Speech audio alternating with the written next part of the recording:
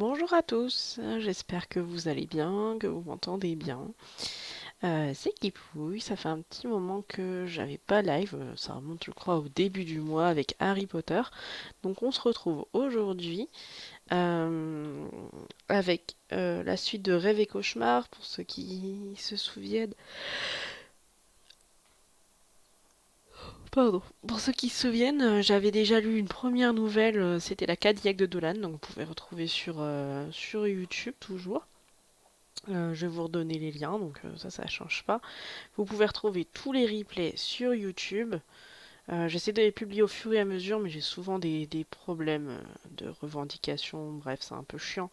Du coup, j'avoue qu'à chaque fois, je tarde un petit peu pour publier les replays. Mais en tout cas, voilà, sachez que vous pouvez tout retrouver, tout est bien rangé, tout est nickel sur YouTube.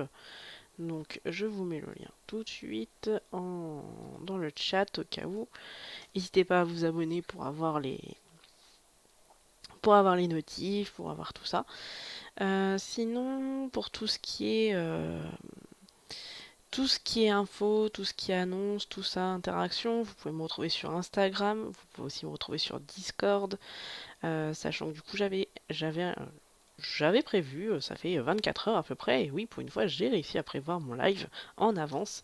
J'avais prévenu sur Instagram que j'allais faire un live aujourd'hui. D'ailleurs, j'ai une petite annonce à vous faire. Déjà, je vais changer de micro, donc ça c'est cool, on va mieux m'entendre. Parce que je trouve pas ouf ouf niveau qualité. Donc voilà, donc ça c'est déjà une bonne nouvelle, mais c'est surtout que je vais proposer un nouveau, comment on dit, enfin, un nouveau projet entre guillemets. En fait, ce qui rend difficile les lives, c'est que il faut que je me rende disponible, il faut que je sois prête à endurer entre guillemets, hein, mais 2 heures de live à peu près, en tout cas 1 heure et demie, 2 heures. Ça fait un grand temps et j'avoue que parfois en rentrant du boulot, bah, je suis un peu fatiguée, j'ai pas forcément envie. Du coup, j'ai une idée. Ce que je vais faire, c'est que je vais continuer les lives, hein, ça changera pas. Faudrait que je sois vraiment plus régulière, ce serait vraiment cool. Mais voilà, je continue les lives. Mais en parallèle, je vais enregistrer aussi de mon côté des lectures que je publierai sur YouTube. Donc ils ne passeront pas en live, ce sera fait de mon côté. Et sauf que bah voilà, je pourrais faire par exemple une demi-heure de lecture, reprendre plus tard, couper, donc c'est moins embêtant. Donc vous retrouverez les différentes lectures sur YouTube, donc surtout allez y faire un tour. Là, je pense que ma prochaine lecture, justement, mon premier essai sur ça, ce sera Frankenstein, que je me suis acheté. Donc, je pense que ouais, je vais faire sur Frankenstein ma prochaine lecture. Mais du coup, ma prochaine lecture, du coup, que vous n'aurez pas en live, que vous trouverez tout sur YouTube. Donc de toute façon, je vous tiens au courant. N'hésitez pas du coup à aller sur Instagram, à aller sur Instagram ou sur Discord. Je sais pas encore sous quel format je vais faire. Est-ce que je vais faire je fais une vidéo, enfin du coup un podcast plutôt, mais est-ce que je fais un podcast où il y a tout le livre d'un coup, ou est-ce que je fais chapitre par chapitre, rangé dans une playlist, donc vous pourrez les écouter d'affilée, mais voilà, ou pas. Mais voilà, qu'est-ce que vous préférez? Ben voilà, je vous invite à donner votre avis sur Discord, sur Instagram. Je pense que je vais mettre une story où je vais vous demander votre avis ou en publication, je ne sais pas. En tout cas, voilà, à voir. Mais en tout cas, moi, ça me chauffe pas mal parce que voilà, je pourrais faire à mon rythme. Je peux faire à mon rythme et ça peut être cool. Surtout, n'hésitez pas si vous avez des propositions de livres à lire ou ce genre de choses. Je suis disponible, je suis à l'écoute. Je suis ouverte à toute proposition. Après, voilà, je ne veux pas me forcer non plus à lire, donc on verra aussi selon ce qui me plaît dans ce que vous proposez. Mais voilà, déjà, ben, j'attends votre retour pour savoir ce que vous en pensez. Et puis voilà, je crois que c'est tout. On va pouvoir commencer, je pense. Du coup, petite transition. Hop là. Donc, on reprend Rêve et Cauchemar pour la deuxième nouvelle. J'avoue que j'aime bien faire ça sous forme de nouvelle, je trouve ça plutôt cool. Mais du coup, pour ceux qui ont écouté la Cadillac de Dolan, c'était assez long comme le dernier. Enfin, ce live avait été vachement long parce que la, la nouvelle est très longue. Enfin, très. Ça n'a rien à voir avec Brume, qui est aussi une nouvelle par contre extrêmement longue, mais voilà, c'était quand même assez long. Donc, on va commencer pour cette seconde nouvelle du recueil de nouvelles de Stephen King, Rêve et Cauchemar. J'ai l'édition que vous voyez en miniature, au cas où ça vous intéresse, qui est donc l'une des dernières éditions de l'éditeur Le Livre de Poche, que j'aime. J'avoue que j'aime bien, je la trouve plutôt sexy.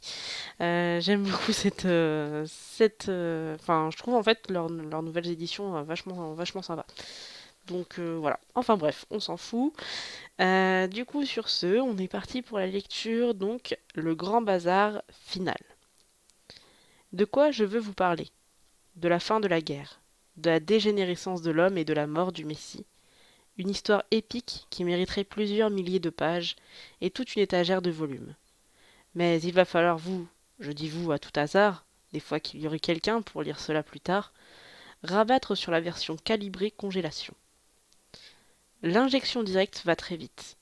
J'ai calculé que je disposais de 45 minutes au pire, de 2 heures au mieux, ce qui dépend de mon groupe sanguin. Je crois que je suis du groupe A, ce qui devrait me donner un peu plus de temps, mais je suis perdu. Pardon, mais que je sois pendu. Vous me direz au point où j'en suis, si j'en suis sûr. Si jamais je suis du groupe O, il va rester bien des pages blanches, mon hypothétique ami. Autant prendre l'estimation la plus mauvaise et aller aussi vite que possible. Je me sers de la machine à écrire électrique. Le traitement de texte de Bobby est plus rapide. Mais le courant produit par la génératrice est trop irrégulier pour qu'on puisse s'y fier, même avec la mémoire automatique. Je n'ai qu'une carte à jouer dans cette affaire. Je ne veux pas courir le risque d'arriver presque au bout pour voir tout le fichu bazar disparaître pour le paradis des données informatiques à cause d'une chute de tension ou d'une surcharge trop violente pour les capacités de l'appareil. Je m'appelle Howard Fournoy. J'étais écrivain indépendant. Mon frère, Robert Fournoy, était le Messie. Je l'ai tué d'un coup de revolver il y a environ 4 heures. Lui et sa découverte. La calmative, comme il l'a baptisée. La calamiteuse aurait été un nom plus approprié. Mais ce qui est fait ne peut pas être défait. Comme ne cessent de le proclamer les Irlandais depuis des siècles. Ce qui prouve à quel point ils sont tarés. Merde. J'ai pas les moyens de m'offrir ces digressions. Bobby mort, je l'ai recouvert d'un couvre-lit matelassé et suis resté à la fenêtre du séjour de son cabanon de célibataire pendant 3 heures à regarder les bois. Il n'y a pas si longtemps, on apercevait la lueur orangée des lampes à arc de sodium à haute intensité de North Conway, mais c'est fini. Maintenant, on ne voit plus que les White Mountains, qui ressemblent au découpage triangulaire en papier crépon fait par un enfant et les étoiles superflues. J'ai essayé la radio. À la 4e fréquence, je suis tombé sur un gars qui délirait, et j'ai coupé. Je suis resté assis là à imaginer un moyen de raconter cette histoire, mais mon esprit ne cesse de s'évader vers ces vastes étendues, couvertes de pins sombres, tout ce désert. Finalement, j'ai compris que je devais me bouger et me trucider. Et merde. J'ai jamais pu travailler sans me fixer un dernier délai. Et comme dernier délai, je suis particulièrement bien servi cette fois. Nos parents n'avaient aucune raison de s'attendre à autre chose que ce qu'ils eurent. Des enfants brillants. Papa était un agrégé d'histoire qui devint professeur titulaire à l'université de Hofstra à 30 ans. 10 ans plus tard, il faisait partie du groupe des 6 administrateurs adjoints des Archives nationales à Washington. Et il était bien placé pour se retrouver un jour grand patron. C'était aussi un type absolument super. Il possédait tous les disques de Chuck Berry et se défendait fichtrement bien lui-même à la guitare blues. Classeur le jour, rocker la nuit. Quant à maman, elle était diplômée de Drew, avec les félicitations du jury. Elle portait parfois une épinglette Phi Beta Kappa sur le feutre marrant qu'elle avait, un fedora. Elle fit une belle carrière comme expert comptable dans la capitale fédérale, où elle rencontra papa. Elle l'épousa et dévissa sa plaque quand elle tomba enceinte de votre serviteur. C'était en 1980 que j'ai débarqué. En 84, elle s'occupait des déclarations fiscales de quelques-uns des collègues de papa, son petit violon d'ingré, comme elle disait. À la naissance de Bobby en 87, elle gérait les déclarations de revenus, mais aussi les portefeuilles d'actions et les plans d'investissement d'une douzaine d'hommes puissants. Elle pourrait les nommer, mais à quoi bon? Soit ils sont morts, soit ils sont réduits à l'état d'idiots bavouillants. Je pense qu'elle devait gagner davantage avec son petit violon d'Ingray que papa aux archives, mais ce n'a jamais eu d'importance. Ils étaient heureux d'être ce qu'ils étaient et d'être ensemble. Je les ai souvent vus se disputer, mais jamais se bagarrer. Pendant mon enfance, la seule différence que je voyais entre maman et les mères de mes copains était que les leurs lisaient en général des livres sur la couture ou le point de croix, ou parlaient des heures au téléphone pendant qu'une série débile passait à la télé, alors que la mienne pianotait sur une calculette et rédigeait des colonnes de chiffres sur de grandes feuilles de papier vert pendant qu'un feuilleton débile passait à la télé. Leur fils aîné ne fut pas une déception, pour des gens qui avaient une carte du club Mensa dans leur portefeuille. Alors attendez, je vais me mettre bien parce que je suis pas bien positionnée du tout. Hop. Je décrochais les meilleures notes tout au long de ma scolarité, laquelle s'est déroulée dans les écoles publiques. Le projet de nous envoyer dans une école privée, mon frère et moi, n'ayant jamais été seulement envisagé pour autant que je le sache. Je me mis aussi à écrire très tôt, sans effort particulier. J'ai vendu ma première nouvelle à une revue à 20 ans. Elle racontait l'hivernage de l'armée continentale à Valley Forge. C'est un magazine de compagnie aérienne qui me l'a acheté pour 150 $.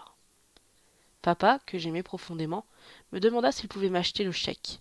Il me donna l'un des siens à la place, fit encadrer celui émis par la compagnie aérienne et le plaça au-dessus de son bureau.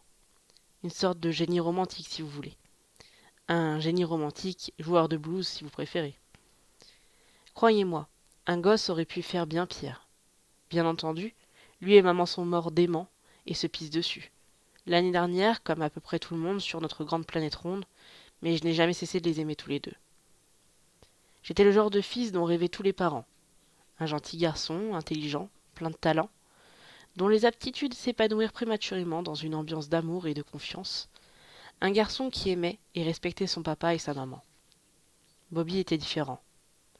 Personne, pas même des gens comme mes vieux, avec leur carte Mensa dans la poche, ne peut s'attendre à avoir un môme comme Bobby. Jamais de la vie. J'acquis l'habitude de la propreté 2 années entières avant Bobby, et c'est le seul domaine dans lequel je l'ai jamais battu. Mais je ne me suis jamais senti jaloux de lui. Imaginez un honnête joueur de tennis amateur se sentir jaloux de John McEnroe ou de Jim Courier. À partir d'un certain point, les comparaisons qui provoquent les sentiments de jalousie n'ont tout simplement plus lieu d'être. J'ai atteint ce point, et je peux vous l'assurer, au bout d'un moment, on se contente de rester quelques pas en arrière et de se cacher les yeux quand la lumière devient trop aveuglante.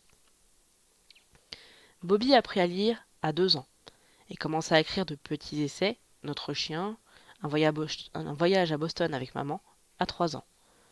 Son écriture avait les soubresauts galvaniques et la construction laborieuse de ce qu'aurait fait un enfant de 6 ans, ce qui était déjà suffisamment stupéfiant en soi, mais il y avait plus. Si l'on transcrivait ces histoires de façon que son contrôle moteur encore aléatoire disparaisse en tant que facteur d'évaluation, on aurait pensé avoir affaire à l'imagination d'un gamin de 10 ans, intelligent, quoique passablement naïf.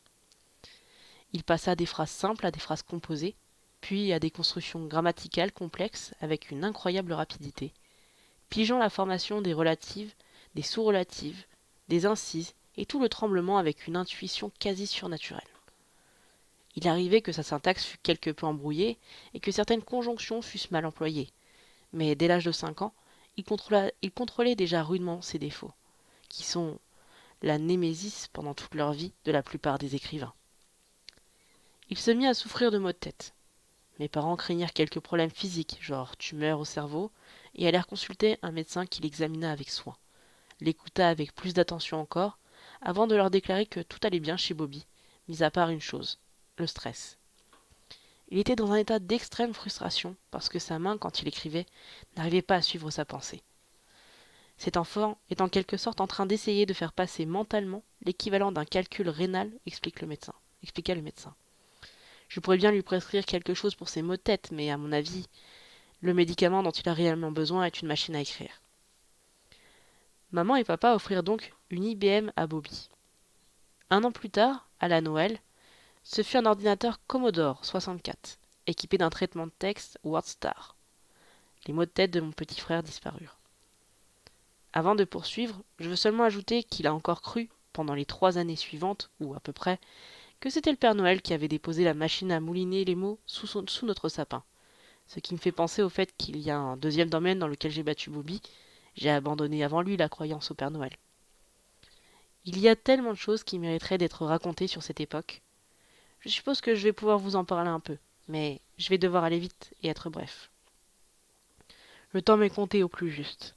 Je me souviens d'avoir lu un jour un morceau fort drôle intitulé L'essentiel d'autant en emporte le vent, qui se présentait ainsi. Une guerre s'exclama Scarlett. Oh, nom d'une pipe. Boum. Ashley part à la guerre. Atlanta brûle. Red Butler arrive et repart. Nom d'une pipe, dit Scarlett à travers les larmes. J'y réfléchirai demain, car demain est un autre jour. J'avais bien ri à l'époque, mais aujourd'hui, où je dois me livrer au même exercice, il ne me semble pas aussi comique. Allons-y tout de même. Un enfant dont le QI n'est mesurable par aucun test existant, dit avec un sourire indiafornois à Richard, son mari dévoué. Nom d'une pipe. Nous créerons autour de lui une atmosphère où son intellect, sans parler de celui de son frère aîné qui n'est pas non plus exactement un débile, pourra s'épanouir librement. Et nous l'élèverons comme sont élevés tous les garçons américains, bon sang. Boum. Les petits fournois ont grandi. Howard obtient son diplôme avec mention très bien à l'université de Virginie et entame une carrière d'écrivain. Mène une vie confortable, sort avec des tas de femmes et va au lit avec une bonne partie. Se débrouille pour éviter les différentes variétés sexuelles et sexuelles et pharmacologiques de maladies sociales. Achète un combiné stéréo Mitsubishi, écrit à ses parents au moins une fois par semaine, publie 2 romans qui marchent joliment bien. Nom d'une pipe, dit Howard. Voilà une existence qui me convient. Et ainsi allèrent les choses. Jusqu'au jour où Bobby débarqua chez moi à l'improviste, dans la meilleure tradition du savant fou, avec ses 2 boîtes de verre, un nid d'abeilles dans l'un, un nid de guêpe dans l'autre. Bobby, habillé d'un t-shirt, à l'envers, de la faculté de physique de l'université Mumford. Bobby qui, sur le point de détruire l'intelligence humaine, était aussi heureux qu'une huître à marée haute. Des types comme mon frère Bobby ne se manifestent que tous les 2 ou 3 générations, je crois.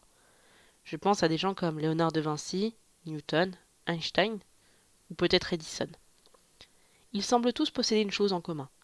Ils sont comme d'énormes boussoles dont l'aiguille tourbillonne sans but pendant longtemps, à la recherche d'un or véritable, et qui, lorsqu'elle l'a trouvé, se cale dessus avec une force effrayante. Mais avant que l'événement se produise, ce genre de type a tendance à faire des conneries assez gratinées dans leur genre. Et Bobby ne fit pas exception à la règle. Il avait 8 ans et moi 15, le jour où il vint m'annoncer qu'il avait inventé un avion. À l'époque, je connaissais déjà suffisamment mon Bobby pour ne pas lui dire d'aller se faire voir et de ne pas le ficher à la porte de ma chambre. Je le suivis donc au garage, où je découvris une espèce de machin en contreplaqué cloué sur sa petite voiture rouge American Flyer. On aurait vaguement dit un avion de chasse, mais les ailes étaient tournées vers l'avant et non vers l'arrière, et il avait boulonné en guise de siège la selle de son cheval à bascule. Il y avait un levier sur le côté, mais aucun moteur. Il déclara qu'il s'agissait d'un planeur. Il voulait que je le pousse le long de Carrigan's Hill, la pente la plus raide de Grand Park à Washington, au milieu de laquelle on avait aménagé un chemin en ciment pour les personnes âgées. Elle ferait office, déclara Bobby, de piste de décollage. Dis donc, Bobby, il me semble que tu as mis les ailes de ton engin à l'envers. Pas du tout. C'est comme ça qu'elles doivent être.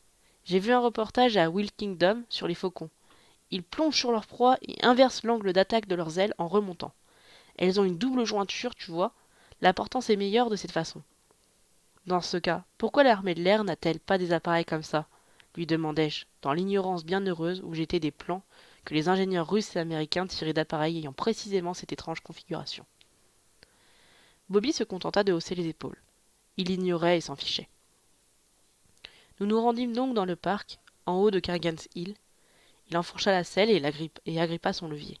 « Pousse-moi fort » m'ordonna-t-il. Je voyais danser dans ses yeux cette petite lueur folle que je ne connaissais que trop bien. Bon sang.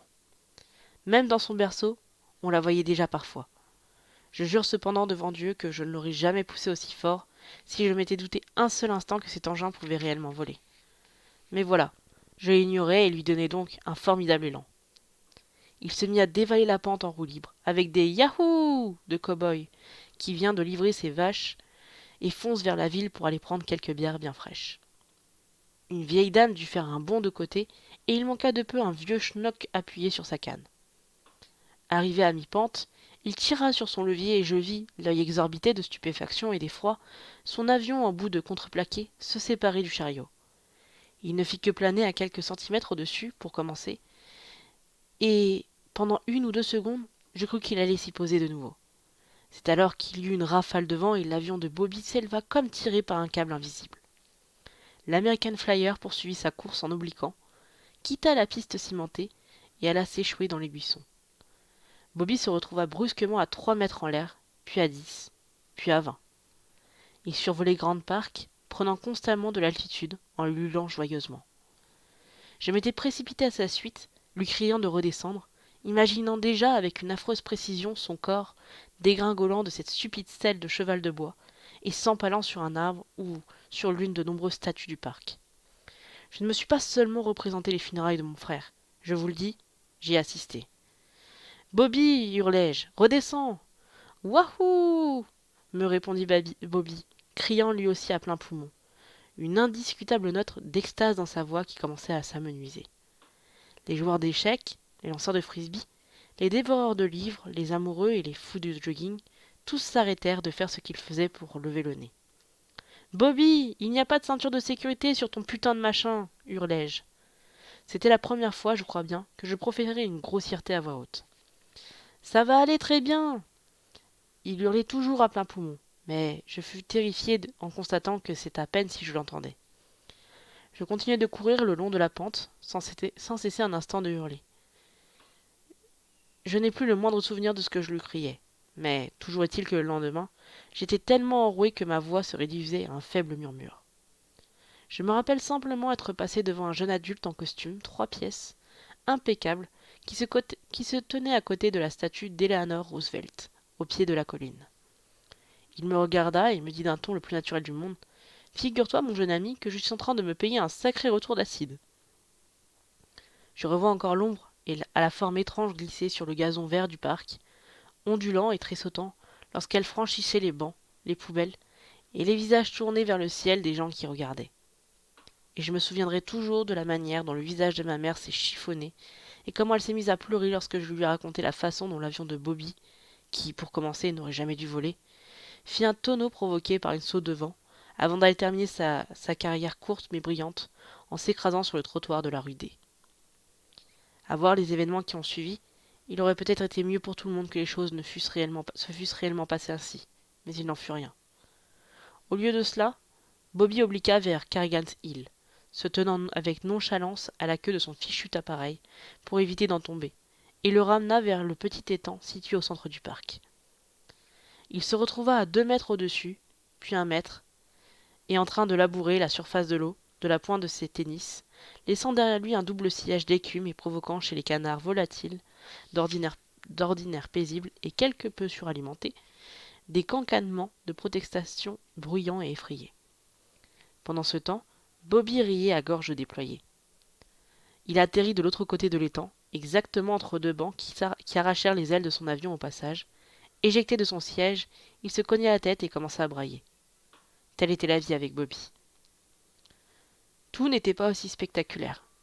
En réalité, rien n'était jamais vraiment. Au moins, jusqu'à la calmative.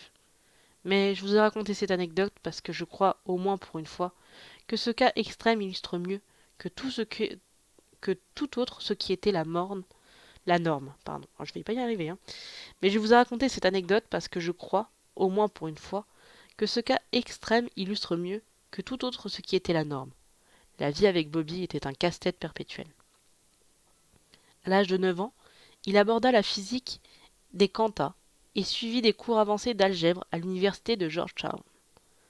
Un jour, il satura toutes les radios et les télés de la rue et du quartier, de sa propre voix. Il avait trouvé une vieille télé portable dans le grenier, l'avait transformée en une station de radio couvrant une large bande de fréquences. Avec ce vieux zénith noir et blanc, quelques mètres de câbles et un porte-manteau hissé au sommet du toit, pendant 2 heures, 4 rues de Georgetown ne put recevoir que WBOB. Autrement dit, mon petit frère, qui lut quelques-unes de mes nouvelles, raconta des blagues stupides, et révéla que le taux élevé de soufre contenu dans les haricots expliquait que mon père péta tellement à l'église tous les dimanches matins. Mais il les lâche la plupart du temps en silence, confia Bobby à ses quelques 2 ou 3 000 auditeurs. Ou alors il attend le moment des hymnes pour expédier une vraie détonation. Papa, à qui tout cela ne fit pas trop plaisir, dut payer une amende de 75 $, qu'il se remboursa sur l'argent de poche de Bobby pendant le reste de l'année.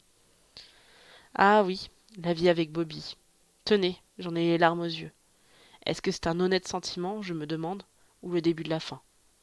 Un honnête sentiment, je crois. Dieu sait si je l'aimais. Mais n'empêche, j'ai peut-être intérêt à me grouiller un peu. Bobby acheva ses études secondaires, à toute fin pratique, à l'âge de 10 ans, mais n'obtint jamais les diplômes officiels qui les sanctionnent, et encore moins de maîtrise et de doctorat.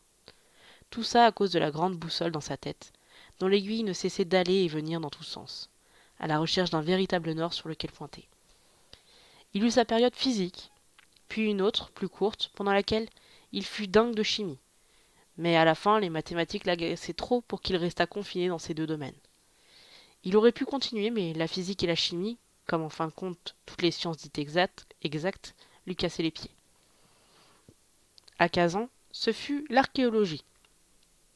Il ratissa les collines de White Mountain autour de notre maison d'été, à North Conway, reconstituant l'histoire des Indiens qui y avaient vécu à l'aide de pointes de flèches, de silex et même de restes charbonneux de feux de camp, éteints depuis longtemps, des grottes du Mésolithique du New Hampshire.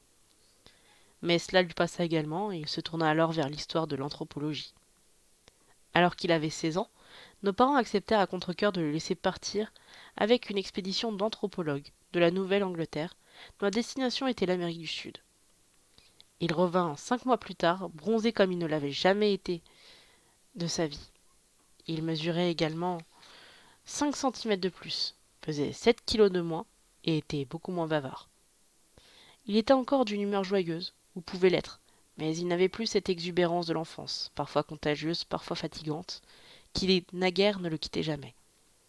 Il avait grandi aussi dans sa tête, et la première fois qu'il a fait allusion aux nouvelles, je ferais mieux de dire aux mauvaises nouvelles, c'était en 2003, l'année où un groupe dissident de l'OLP, appelé les Fils du Djihad, nom qui a toujours sonné à mes oreilles comme aussi hideux que celui de ces sectes ultra-catholiques qui se réfugient au fond de la Pennsylvanie ou du Texas, fit sauter une bombe atomique à Londres, polluant la ville à 60% et rendant le reste extrêmement nocif pour les gens ayant envisagé d'avoir des enfants, ou de dépasser les 50 ans. L'année où nous avons essayé de mettre le blocus autour des Philippines, lorsque l'administration Cedeno accepta un petit groupe de conseillers militaires de la Chine communiste, environ 1500 d'après les satellites espions, et où nous ne fîmes machine arrière que lorsqu'il devint clair que les Chinois ne plaisantaient pas lorsqu'ils parlaient de nettoyer la région, si nous ne renoncions pas et que les citoyens américains ne ressentaient aucun enthousiasme à l'idée de commettre un suicide de masse pour les Philippines. Hop, un petit instant, je reviens tout de suite.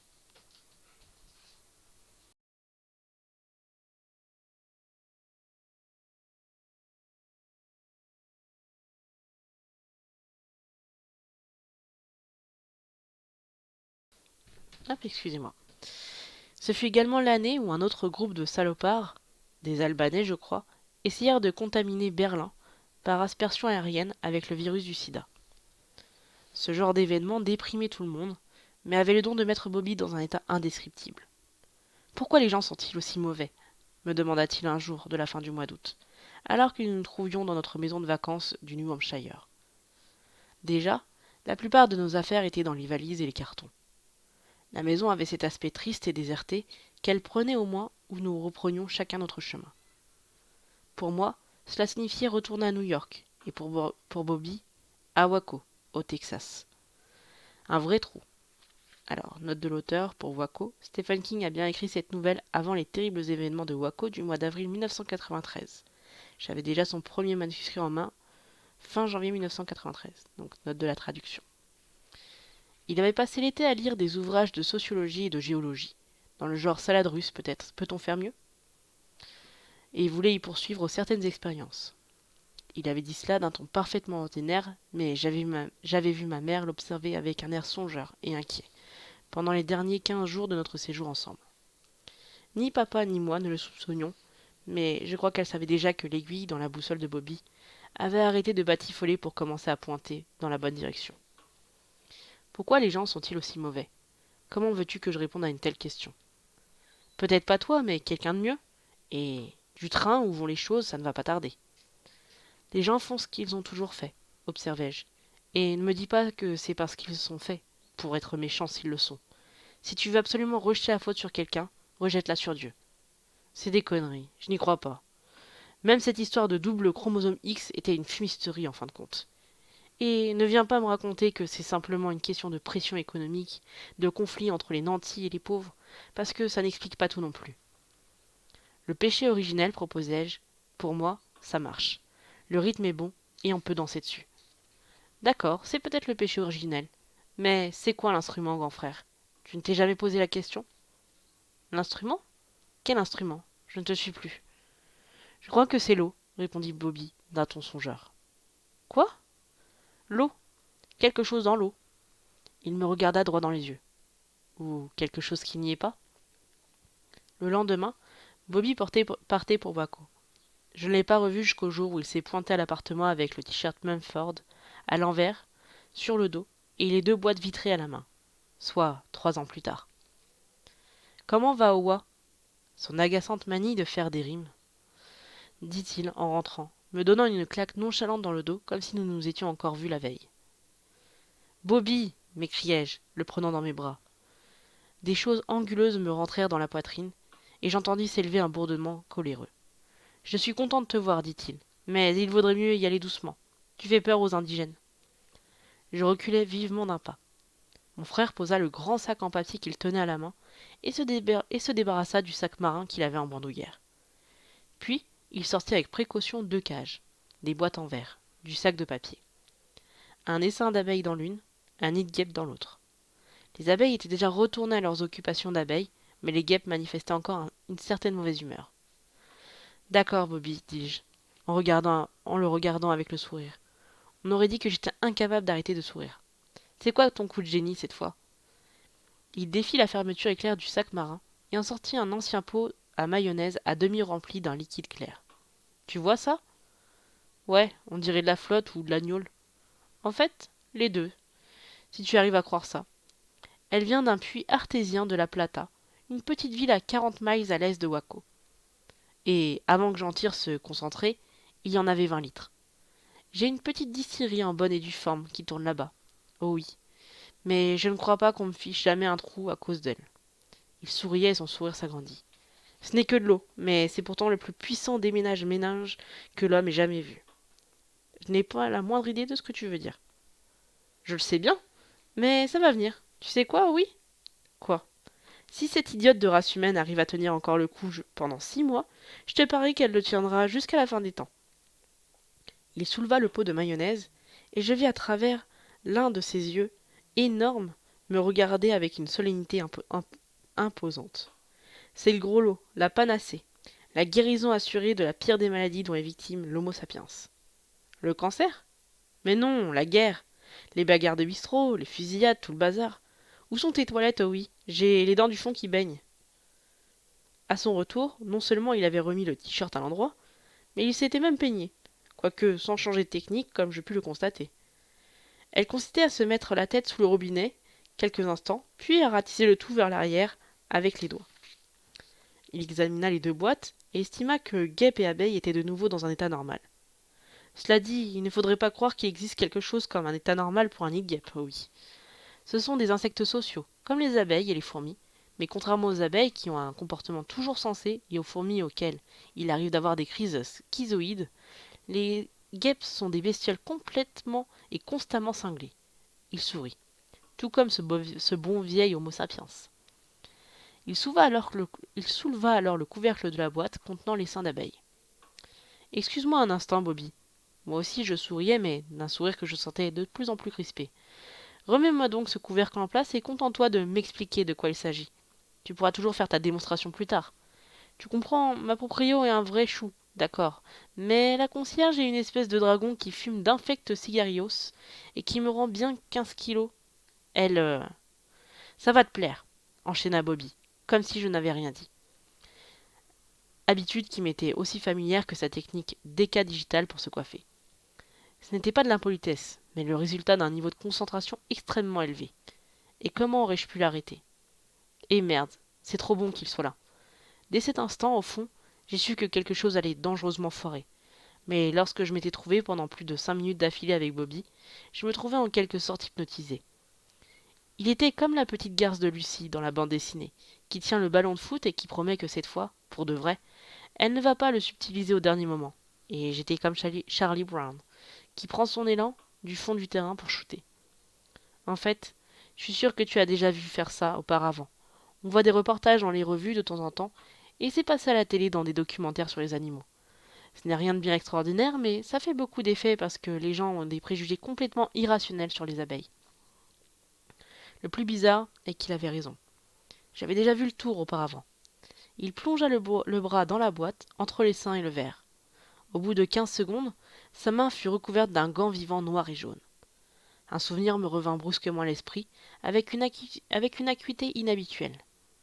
Je suis devant la télé, en pyjama, mon ours dans les bras, peut-être une demi-heure avant la naissance de Bobby, regardant avec un mélange d'horreur, de dégoût et de fascination, un apiculteur laissant les abeilles lui recouvrir le visage. Elles ont commencé par former une sorte de cagoule de bourreau, puis il les a repoussées pour en faire une barbe grotesque et grouillante. Bobby fit soudain la grimace, puis sourit. L'une d'elles m'a piqué, dit-il. Elles sont encore un peu énervées à cause du voyage. Je me suis fait payer l'étape, la Plata Waco, par la dame du coin, qui fait dans l'assurance. Elle pilote un vieux Piper Club. Avant de prendre un appareil qui fait la liaison avec la Nouvelle-Orléans. Air Trouduc, ou Trou d'air, je sais plus. J'ai bien dû changer 40 fois. Mais je suis prêt à jurer devant Dieu que c'est le voyage en taxi depuis la Guardiana Meur ne s'en rend pas qui les a excités. La deuxième avenue a encore plus de nids de poules que Berge en Trace, après la réédition des Allemands. Tu sais, je crois que tu devrais vraiment sortir ta main de là, Bobby. Je m'attendais à tout instant à en voir quelques-unes s'envoler dans la pièce, m'imaginant déjà en train de les pourchasser pendant des heures à l'aide d'un magazine plié en deux, une à une, comme les évadés dans un vieux film sur la prison. Mais aucune d'elles n'avait pris la clé des champs, jusqu'à maintenant. Détends-toi, oui. As-tu jamais vu une abeille piquer une fleur? Ou en as-tu seulement entendu parler? Tu ne ressembles pas tellement à une fleur. Il éclata de rire. Bordel, tu crois que les abeilles savent à quoi ressemble une fleur? Tu parles. Elles n'en ont aucune idée. Elles ne savent pas plus à quoi ressemble une fleur que toi et moi savons quel est le bruit d'un nuage. Elles savent que je suis doux parce que je dégage de la dioxine de sucre dans ma sueur, ainsi que 37 autres dioxines, et ce sont juste celles que nous avons identifiées. Il se tut un instant, songeur. Je dois tout de même t'avouer que j'ai pris la précaution de m'adoucir avant, pendant la nuit. Je me suis tapé une boîte de cerises au chocolat dans l'avion. Oh, Bobby, bon sang! Et 1 ou 2 mars dans le taxi, en venant ici. Il introduisit son autre main dans la boîte et commença à chasser les abeilles avec précaution. Je le vis grimacer seulement une fois de plus, au moment où il se débarrassait de la dernière. Puis il soulagea considérablement en replaçant le couvercle. On voyait une grosseur rouge sur chacune de ses mains, l'une dans la paume de la gauche, l'autre en haut de la droite, à la hauteur de ce que les chiromanciens appellent les bracelets de la chance. Certes, il avait été piqué, mais je voyais où il avait voulu en venir. Quelque chose comme 400 abeilles s'étaient posées sur lui. 2 seulement l'avaient piqué. Il prit une pince à épiler dans le gousset de son jean et se dirigea vers mon bureau. Il repoussa la pile des feuilles manuscrites à côté du microprocesseur Wang que j'utilisais à l'époque et dirigea la lampe sur l'endroit dégagé. C'était une Tensor à cadrage variable et il la tripota jusqu'à ce qu'il eût obtenu le champ le plus réduit possible sur le bois de merisier. As-tu écrit au moins quelque chose de bon, Bowo demanda-t-il d'un ton anodin, tandis que je sentais les cheveux se dresser sur ma nuque. À quand remontait la dernière fois où il m'avait appelé ainsi? Quand il avait 4 ans, 6 ans? Bordel, je n'en sais rien. Il travaillait délicatement de la pince à épiler sur sa main gauche, et je le vis extraire un minuscule quelque chose qui ressemblait à un poil de nez, et qu'il déposa dans le cendrier. Ouais, un texte sur les faussaires dans l'art, pour Vanity Fair, répondis-je. Dis Bobby, qu'est-ce que tu nous mijotes ce coup-ci? Tu veux bien m'enlever l'autre me demanda-t-il en me tendant la pince de la main droite avec un sourire d'excuse. Je me dis toujours que, puisque je suis si fichtrement brillant, je devrais au moins être ambidextre. Mais ma main gauche a conservé un QI d'enfant de 6 ans. Toujours le même, ce bon vieux Bobby. Je m'assis à côté de lui, pris la pince à épiler, et retirai le dard d'abeille du renflement rouge qui se trouvait à proximité de ce qui, dans son cas, n'aurait pas dû s'appeler les bracelets de la chance, mais du destin tragique. Et pendant ce temps, il m'expliqua la différence entre les guêpes et les abeilles, entre l'eau de la Plata et celle de New York, et comment, nom de Dieu, tout allait devenir beaucoup mieux avec son eau et un petit coup de main de ma part. Et bien entendu, bon sang, j'ai fini par courir encore une fois, sus au ballon de foot, tandis que mon frère, au génie délirant, hilar, le tenait pour moi.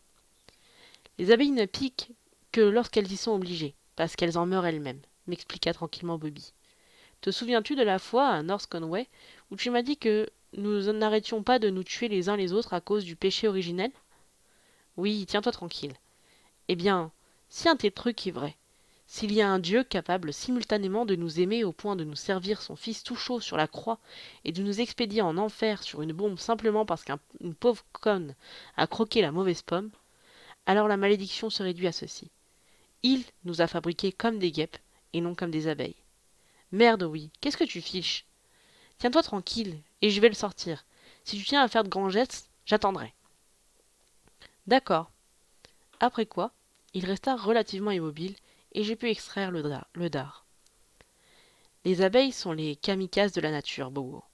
Regarde dans la boîte, et tu verras que les deux qui m'ont piqué sont tombées raides mortes au fond. Elles ont des dards hérissés de crochets, comme des hameçons. Ils pénètrent facilement, mais en voulant les retirer, elles s'étripent elles-mêmes. C'est répugnant, dis-je, laissant tomber le deuxième dard dans le cendrier. Je ne pouvais voir les barbes, mais je n'avais pas de microscope. Ça les rend un peu particulières, évidemment. Évidemment. Les guêpes, en revanche, ont un dard lisse. Elles peuvent te piquer aussi souvent qu'elles veulent. Elles n'ont plus de poison à partir de la 3e ou 4e piqûre, mais elles peuvent continuer à faire autant de trous qu'elles en ont envie. Ce qu'elles font en général. En particulier, les guêpes de muraille, comme celles qu'il y a ici. Il faut les assommer. On se sert d'un truc, le Noxone, qui doit leur coller une sacrée migraine, parce qu'elles sont plus furieuses que jamais quand elles sortent de leur hébétitude. Il me regarda, l'air sérieux, et pour la première fois, j'eus remarqué les cernes bruns de la fatigue qui encerclaient ses yeux. Je me rendis compte que jamais je n'avais vu mon petit frère dans cet état. C'est pour ça que les gens n'arrêtent pas de se battre, Bobo. Que ça continue sans fin. Nous avons des dards lisses, et maintenant, regarde ça. Il se leva, alla fouiller dans son sac marin, et en retira un compte-gouttes. Il ouvrit le pot de mayonnaise, et aspira une petite quantité de son eau texane distillée. Lorsqu'il s'approcha ensuite de la boîte de verre dans laquelle se trouvait le nid de guêpe, je m'aperçus que le couvercle sur celle-ci était différent, et comportait une petite pièce coulissante en plastique. Pas besoin d'un dessin, avec les abeilles, il n'hésitait pas à enlever tout le couvercle, mais avec les guêpes, il ne prenait aucun risque. Il appuya sur la partie caoutchoutée du compte-gouttes. 2 gouttelettes tombèrent sur le nid, faisant une tache plus sombre, qui disparut presque aussitôt. Attendons environ 3 minutes. Pas de question, tu verras dans 3 minutes. Les 3 minutes en question lui suffirent pour lire mon texte sur les faussaires dans l'art. Il faisait cependant déjà 20 pages. Très bien, dit-il en le reposant. C'est pas mal du tout, mon vieux. Tu devrais cependant te renseigner sur l'histoire du milliardaire Jake Gould, qui avait des faux manets accrochés dans la voiture salon de son train privé. Vraiment marrant. Tout en parlant, il commença à retirer le couvercle de la boîte contenant les guêpes. Écoute, mon vieux, arrête ce numéro. Toujours aussi pleurnicheur, hein, dit Bobby en riant. Puis il retira le nid, une masse de la taille d'une boule de bowling et d'un gris éteint. Il le garda dans les mains. Des guêpes en sortirent et vinrent se poser sur ses bras, ses joues, son front. L'une vola jusqu'à moi et se posa sur mon avant-bras. Je la frappai, et elle tomba raide morte sur le tapis. J'avais la frousse, vraiment la frousse. Je sentais l'adrénaline faire vibrer mon corps et mes yeux qui cherchaient à jaillir de leurs orbites. Ne les tue pas, me dit Bobby. C'est comme si tu tuais des bébés, vu le mal qu'elles peuvent te faire. Toute la question est là. Il se mit à faire sauter l'Oni d'une main à l'autre, comme une grosse balle. Puis le lança même en l'air. Je vis, horrifié, des guêpes se mettre à patrouiller mon appartement comme des avions de chasse en maraude. Puis il reposa délicatement le nid dans la boîte et alla s'asseoir sur le canapé. Il tapota l'emplacement voisin et je vins le rejoindre, presque hypnotisé. Il y en avait partout. Sur le tapis, au plafond, dans les rideaux. Elle volait à une vitesse normale, avec aisance, ou grimpait facilement le long des rideaux, se déplaçant avec vivacité. Elle n'avait nullement le comportement de bestioles droguées.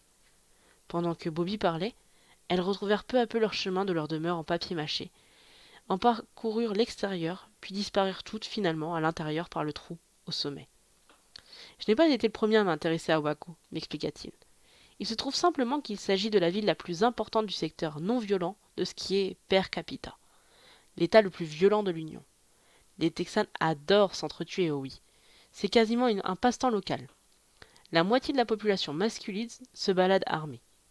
Le samedi soir, dans les bars de Fort Worth, c'est comme un stand de tir où on canarderait des ivrognes au lieu des pipes de terre. On trouve plus de types avec leur carte de membre du NRA qu'il n'y a de méthodistes. NRA, National Rifle Association.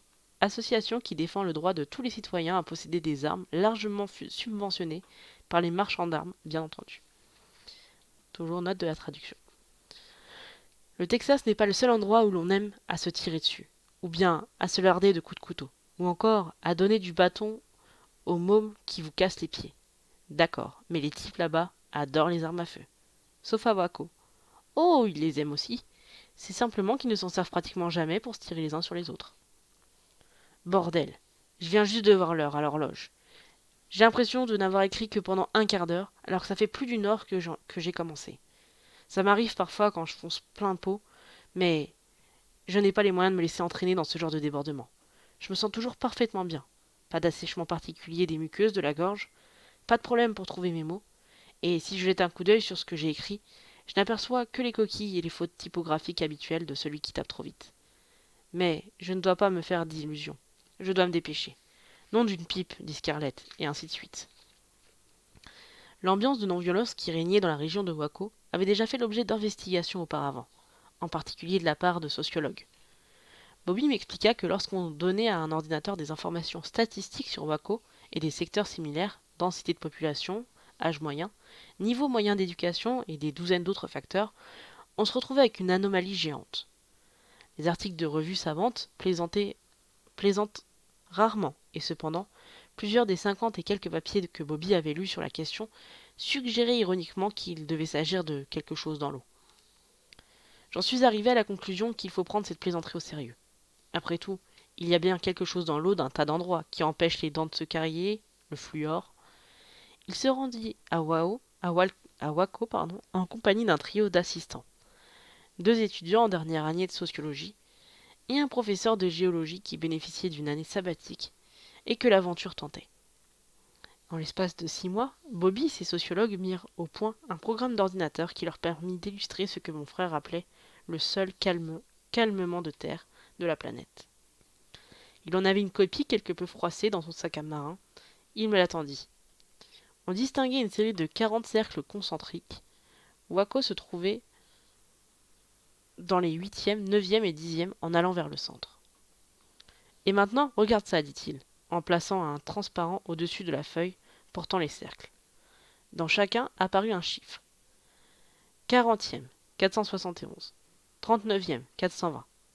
38e, 418. Et ainsi de suite. Et un ou deux endroits, les chiffres allaient en augmentant au lieu de diminuer, mais de peu. Qu'est-ce que ça veut dire ? Chaque chiffre représente le nombre d'incidents violents correspondant à un cercle particulier, expliqua Bobby. Meurtre, viol, agression, raclée, même les actes de vandalisme. L'ordinateur calcule en fait un chiffre par le biais d'une formule tenant compte de la densité de la population du secteur en question. Il tapota le 27e cercle qui portait le chiffre 204. Il y a moins de 900 personnes dans tout ce secteur, par exemple. En réalité, Le chiffre de 204 représente 3 ou 4 cas de femmes battues, 2 bagarres de bar, un acte de cruauté animale. Un fermier sénile qui en a eu marre de son cochon et qui lui a tiré dessus une cartouche chargée de gros sel, si mes souvenirs sont exacts, et un meurtre involontaire. Je constatais que les chiffres dégringolaient de façon spectaculaire vers le milieu. 85, 81, 70, 63, 40, 21, 5. À l'épicentre du calmement de terre de mon frère se trouvait la ville de La Plata. Il paraissait on ne peut plus juste d'en parler comme d'une petite ville endormie. La valeur numérique affectée à la zone de La Plata était en effet de 0. Et voilà le travail, Bowo, dit Bowie, qui, penché en avant, se frottait nerveusement les mains. Mon candidat pour le Jardin d'Éden, une communauté de 1500 personnes composée de 42% de sans-mêlés, que l'on appelle couramment indios. On y trouve une fabrique de mocassins, 2 petits garages, 2 fermes où ne pousse pas grand-chose. Ça, c'est pour le travail. Pour les distractions, il y a 4 bars, 2 dancing, où tu peux entendre la musique de ton choix, pourvu que ce soit du country, de préférence chanté par George Jones, 2 cinémas drive-in et un bowling. Il se tut un instant. On y trouve également une distillerie. J'ignorais qu'on était capable de fabriquer un aussi bon bourbon en dehors du Tennessee. Bref, même si je voulais dire autre chose que bref, c'est trop tard. Il y avait tous les ingrédients qui auraient dû faire de la Plata le genre de terrain fertile sur lequel pousse, en règle générale, cette violence ordinaire qui défraie la chronique des faits divers, tous les jours dans les journaux locaux. Aurait dû, mais ne faisait pas. On ne comptait qu'un seul meurtre au cours des 5 années précédant l'arrivée de mon frère sur place, à quoi il fallait ajouter 2 agressions. Aucun viol, aucun cas recensé d'enfants maltraités. Il y avait bien eu 4 vols à main armée, mais tous commis par des gens de passage, comme l'assassinat et l'une des 2 agressions. Le shérif du patelin était un républicain, gras et gros, dont le principal talent consistait à imiter assez bien Rodney Dangerfield. Il lui était arrivé, paraît-il, de passer toute la journée dans la cafétéria locale, à tirer sur son nœud de cravate en criant aux gens de lui prendre sa femme. D'après mon frère, il s'agissait d'autre chose que d'humour débile. Il était à peu près sûr que le malheureux souffrait des premières atteintes de la maladie d'Alzheimer. Il n'avait qu'un seul adjoint, son neveu, lequel avait l'air, selon Bobby, aussi éveillé que s'il était dans le coma. Prends ces 2 types, et collés dans une ville de Pennsylvanie du même genre que La Plata, tu peux être sûr qu'ils se seraient fait virer depuis au moins 15 ans. Mais à La Plata, ils vont tenir sans peine jusqu'à leur mort, qui se produira sans doute pendant leur sommeil. Qu'est-ce que tu as fait demandai-je. Comment as-tu procédé? Pendant la semaine qui a suivi, une fois regroupées toutes les données statistiques, on est resté comme 2 ronds de flanc à se regarder dans le blanc des yeux. Tu comprends, on s'attendait bien à trouver quelque chose, mais absolument pas un truc comme ça. Même Waco ne laisse pas présager La Plata. Il s'agita et fit craquer ses articulations. Bon Dieu, Bobby, j'ai horreur que tu fasses ça. Désolé, Bobo, dit-il avec un sourire. Bref, nous avons commencé à mener des tests géologiques, puis nous avons fait l'analyse de l'eau. Je ne m'attendais pas à grand-chose. Dans la région, tout le monde possède son puits, en général très profond, et il faut analyser régulièrement leur flotte pour être sûr qu'ils ne boivent pas du borax ou une cochonnerie dans ce genre. C'est dire que s'il y avait eu quelque chose d'évident, on l'aurait su depuis longtemps. Nous sommes alors descendus jusqu'au niveau submicroscopique, et c'est à ce moment-là qu'on a commencé à tomber sur des trucs bougrement bizarres. Et quel genre de trucs bizarres? Des ruptures de la chaîne atomique, des fluctuations électriques, subdynamiques, et des variétés de protéines non identifiées. L'eau ne se réduit jamais à H2O, tu sais. C'est toujours plein de sulfure, de fer et Dieu sait quoi d'autre, qui traînent dans la nappe phréatique du coin. Mais alors, l'eau de la Plata, tu pourrais y ajouter une kyrielle de lettres. Ses yeux brillèrent. Mais c'était la protéine, la chose la plus intéressante, Bobo. Pour autant que nous le sachions, on la trouve qu'en un seul autre endroit, dans le cerveau humain. Tiens, tiens, ça vient juste de commencer. Entre 2 mouvements de déglutition, la bouche qui se dessèche. Pas encore beaucoup, mais assez pour que j'aille me chercher un verre d'eau glacée. Mon sursis se réduit donc peut-être à 40 minutes. Et bon de Dieu, il me reste tellement de choses que je voulais dire.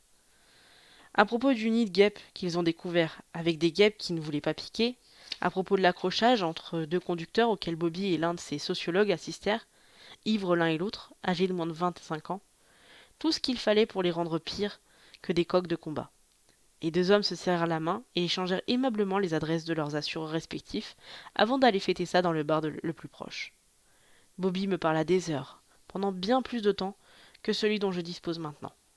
Mais le résultat était là, le liquide dans l'ancien pot à mayonnaise. Nous avons maintenant notre propre distillerie à la Plata, reprit-il. Et voilà le produit qui en sort, oui. Une eau de vie qui mérite son nom tant elle rend pacifique.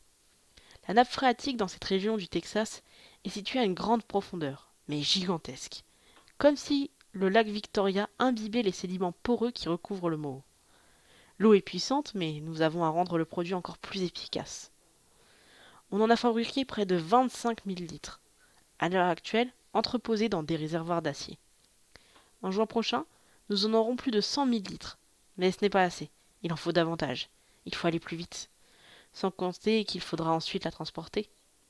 La transporter où? À Bornéo pour commencer. Je me suis dit très sérieusement que j'avais soit perdu l'esprit, soit mal compris ses paroles. Écoute, Bowo, désolé. Oh oui. Il était encore en train de faire des fouilles dans son sac marin. Il en exhuma plusieurs photographies aériennes qu'il me tendit. Tu vois, me demanda-t-il, tu te rends compte à quel point c'est parfait? Comme si Dieu lui-même venait d'interrompre nos petits programmes habituels avec un truc du genre. Attention, attention. Voici un bulletin spécial. Ceci est votre dernière chance, bande d'enfoirés. Et maintenant, retour à votre feuilleton préféré. Je ne te suis plus et je ne comprends rien à ce que je vois. Ce qui était inexact. Je distinguais très bien une île, non pas celle de Bornéo, mais une autre, située à l'ouest de Bornéo, dont le nom était Goulandio, avec une montagne au milieu et toute une ribambelle de villages boueux éparpillés sur les parties inférieures de ses flancs. La couverture nuageuse ne permettait pas de bien voir la montagne. Ce que j'avais voulu dire était que je ne savais pas ce que je devais comprendre à la vue de ces clichés. La montagne porte le même nom que l'île, Gulandio. Dans le dialecte local, cela signifie grâce ou destin, ou sort au choix. Mais d'après Duke Rogers, c'est en réalité la plus gigantesque bombe à retardement de la planète. Et elle est réglée pour se déclencher en octobre de l'année prochaine, au plus tard. C'est dément. Cette histoire me paraît démente. Ne paraît démente que si l'on essaie de la raconter à la vitesse grand V, ce que je cherche précisément à faire. Bobby voulait que je l'aide à recueillir une somme entre 600 000 et 1,5 million de dollars dans le but de 1. De synthétiser de 200 à 300 000 litres de ce qu'il appelait le concentré. 2. De transporter tout le produit à Bornéo, qui disposait de pistes d'atterrissage, on pouvait tout juste se poser en deltaplane sur Goulandio. 3. De convoyer le concentré sur l'île, qui s'appelait donc Grâce, Destin ou Sort. 4. De le laisser sur les flancs du volcan, qui était en sommeil, mis à part quelques fumerolles en 1938, depuis 1804, afin de tout balancer dans les cônes boueux de la caldeira. Duke Rogers était en fait John Paul Rogers, le professeur de géologie. D'après lui, le Gulandio n'allait pas se contenter d'entrer en éruption. Il allait littéralement exploser, comme l'avait fait le Krakatoa au cours du siècle précédent, créant un effet de souffle à côté duquel la bombe atomique qui avait contaminé Londres avait l'air d'un pétard d'enfant. Les débris projetés par le Krakatao, m'apprit Bobby, avaient littéralement encerclé le globe. Les résultats que l'on avait pu observer avaient joué un rôle essentiel dans les conclusions sur la théorie de l'hiver nucléaire du groupe Sagan. Pendant les 3 mois qui avaient suivi, les levées et couchers de soleil de la moitié du monde avaient été bizarrement colorés à cause de ces cendres entraînées dans le jet stream et dans les courants de Van Allen, situés à 60 km en dessous de la ceinture de Van Allen. Les changements de climat global s'étaient propagés sur 5 ans, et un palmier, le nipa, qui auparavant ne poussait qu'en Afrique de l'Est et en Micronésie, fit soudain son apparition en Amérique du Nord et du Sud. Tous les nipas d'Amérique du Nord sont morts, avant 1900, ajouta Bobby, mais ils continuent à prospérer en dessous de l'équateur. C'est le Krakatoa qui les a plantés, oui. C'est de cette manière dont je veux disperser l'eau de la Plata sur la planète. Je veux que les gens sortent recevoir l'eau de la Plata sur la figure quand il pleuvra. Et il va pleuvoir beaucoup après l'explosion de la Goulandio. Je veux qu'ils boivent l'eau de la Plata tombée dans leur réservoir.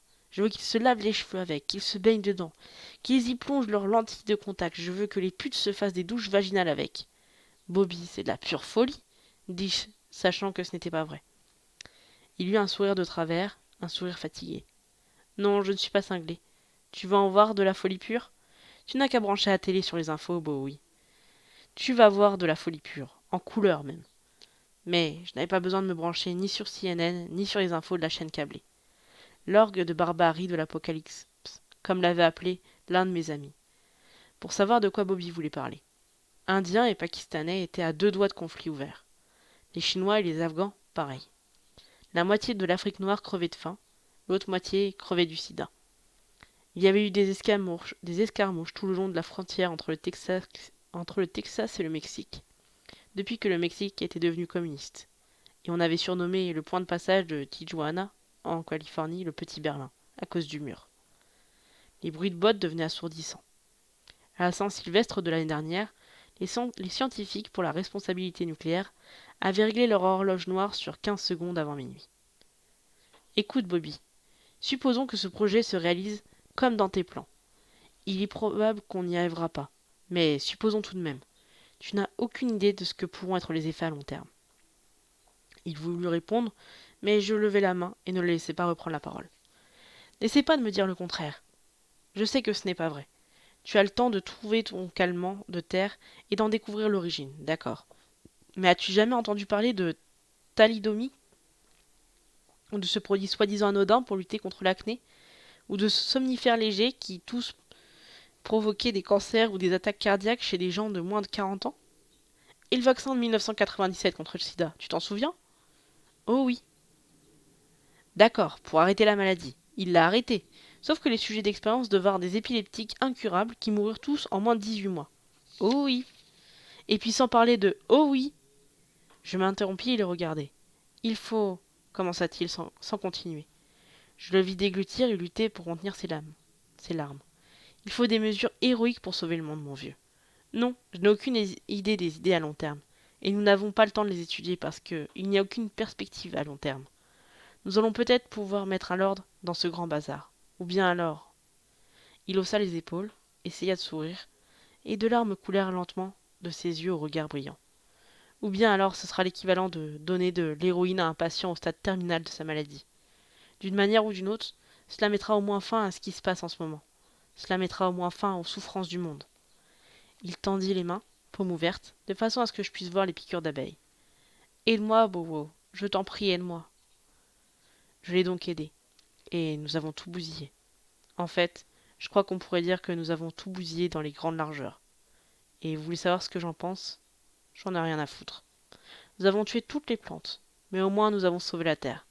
Quelque chose finira bien par y repousser un jour ou l'autre, j'espère. Vous lisez ceci? J'ai les engrenages qui commencent à s'ensabler. Pour la première fois depuis des années, je suis obligé de penser à ce que je fais. Je veux parler de l'activité motrice qui commande à l'écriture. J'aurais dû me grouiller un peu plus au début. Au diable, trop tard pour recommencer. Nous y sommes parvenus, bien entendu, à distiller l'eau, à la transporter par les voies des airs, puis par bateau, jusqu'à Gulandio. Sur l'île, nous avons bricolé un système qui tenait du train à crémaillère et du treuil à moteur pour escalader les pans du volcan. Ensuite, nous avons déversé nos quelques 500 000 litres d'eau de la Plata, version concentrée dans les profondeurs au brouillard épais du cratère. Nous y sommes parvenus en 8 mois exactement. Cela ne nous a coûté ni 600 000 dollars, ni 1,5 million de dollars, mais plus de 4 millions, soit tout de même moins d'1/16 de ce que l'Amérique a dépensé cette année pour sa défense. Vous voulez savoir où nous avons trouvé tout ce fric? Je vous le dirai si j'avais plus de temps. Mais j'ai la tête qui part en morceaux, alors ça fait rien. C'est moi qui en ai récolté la plus grande partie, si vous tenez à le savoir. Au charme et au chantage, faut vous le dire, j'aurais jamais cru que je pourrais la faire avant de le faire. Mais l'a fait, et le monde a pas sauté, et ce volcan, c'est quoi son nom? Zut, j'ai oublié. Pas le temps de revenir en arrière, il a sauté juste. 1 minute. Bon, ça va mieux. Un peu de digitaline. Bobby avait raison. Le cœur cogne comme un fou, mais je peux de nouveau penser. Le volcan donc, le mont de grâce, comme on l'appelait, a explosé exactement au moment prévu par Duke Rogers. Tout a sauté, en premier et pendant un moment, on ne regarda plus qu'une chose, le ciel. Nom d'une pipe, dit Sarlette. Ça arrivait très vite, en 3 coups de cuillère à peau. Chapeau, et tout le monde allait bien, et... 1 minute. Seigneur, faites que j'ai le temps de finir. Je veux dire, tout le monde a laissé tomber. Chacun a commencé à mettre la situation en perspective. Le monde a commencé à devenir comme les guêpes du nid de Bobby m'avaient montré, quand elles piquent plus. 3 étés, comme 3 étés indiens, il y a eu. Les gens qui se rapprochaient, comme les chansons. Allez, tout le monde la mine dans la mine. Comme le rêve des hippies. Vous savez, l'amour et une minute. La dose. On dirait que mon cœur veut sauter par mes oreilles. Mais si je me concentre de toutes mes forces, ma concentration. C'était comme un été indien. C'est ce que je voulais dire. Comme 3 étés indiens d'affilée. Bobby a poursuivi ses recherches. La Plata. Contexte sociologique et tout le toutime. Vous vous souvenez du shérif du coin? Du gros républicain qui savait imiter Rodney machin chouette? Comment Bobby disait qu'il se présentait les signes avant-coureurs de la maladie de Rodney? Concentre-toi, connard. Il n'y avait pas que lui. S'avéra qu'il y en avait un paquet qui devenaient séniles dans ce coin du Texas. Tous la maladie d'Alzheimer. Voilà ce que je veux dire. Pendant 3 ans, on a été là avec Bobby. On a créé un nouveau programme, de nouveaux cercles. J'ai vu ce qui se passait, alors je suis revenu ici. Bobby est resté avec ses assistants. Un s'est tué, a dit Bobby quand il est arrivé ici. Une mine. Très bien, dernière dose, cœur bat trop vite, peut à peine respirer. Quand le nouveau graphique est arrivé, le dernier, ça faisait un coup de le poser sur la carte du calmement de terre. Sur celui du calmement de terre, on voyait les actes de violence diminuer lorsqu'on approchait La Platata au milieu. Le graphique d'Azimer montrait que la sénilité précoce augmentait au contraire en approchant La Platata. Les gens devenaient stupides très jeunes. Beau et moi, faire très attention 3 ans suivants. Boire que Perrier. On portait grand ciré sous la pluie. Bon, pas de guerre. Tout le monde qui devint crétin, sauf nous. Et je suis revenu ici, mon frère, je sais plus son nom. Bobby. Bobby, quand il est venu ce soir, il pleurait et j'ai dit Bobby, je t'aime, Bobby. A dit désolé, désolé, à cause de moi. Il n'y a plus que des fous et des crétins dans le monde. Et j'ai dit vaut mieux les fous qu'un gros tas calciné dans le ciel. Il a pleuré, j'ai pleuré. Bobby, je t'aime. Et il m'a dit Bobo, donne-moi un coup de concentré. J'ai dit oui, et il a dit t'écriras tout. J'ai dit oui, je crois.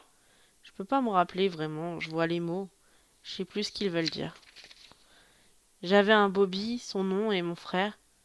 J'ai une boîte pour mettre ça dedans, Bobby a dit. C'est plein d'air pur pour durer millions d'années. Alors, adieu, Adèle, tout le monde. Je vais arrêter, Bobby, je t'aime.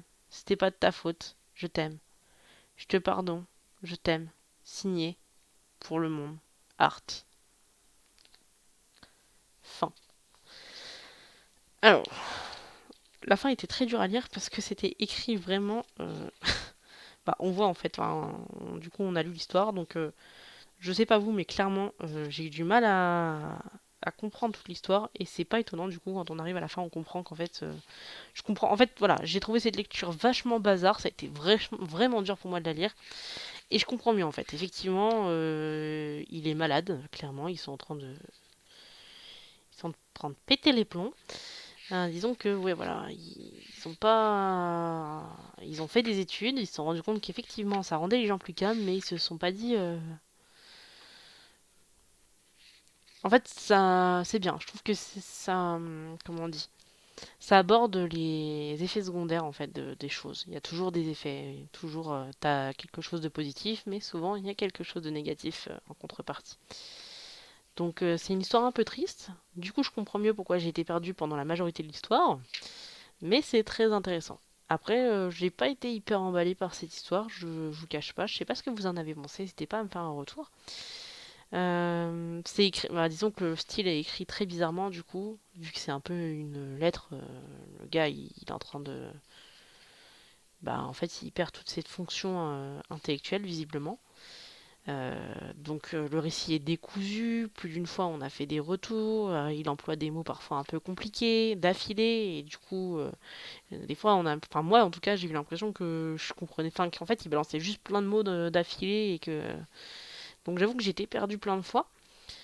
Mais du coup, on comprend mieux à la fin. Et ouais, la fin a été très dure parce que c'est écrit vraiment, c'est complètement décousu. Donc voilà, à voir la suite, mais en tout cas, celui-là ne m'a pas. Pour moi, c'est pas l'une des meilleures. l'une des meilleures, comment on dit, l'une des meilleures nouvelles. Après, bon, c'était peut-être aussi, voilà. Je vous rappelle donc, pour ceux qui auraient loupé, que vous pouvez retrouver toutes les rediffs sur YouTube, que je vais publier, bon, peut-être pas tout de suite, mais ça va venir, je verrai, je sais pas encore sous quel format je vais faire. Je vais publier des histoires juste sur YouTube, donc pas de live, pas de tout ça. Du coup, ça évite aussi les répétitions, les blabla, les tout ça. Donc ça peut être intéressant. Donc je vous ai annoncé que le premier livre sera certainement Frankenstein.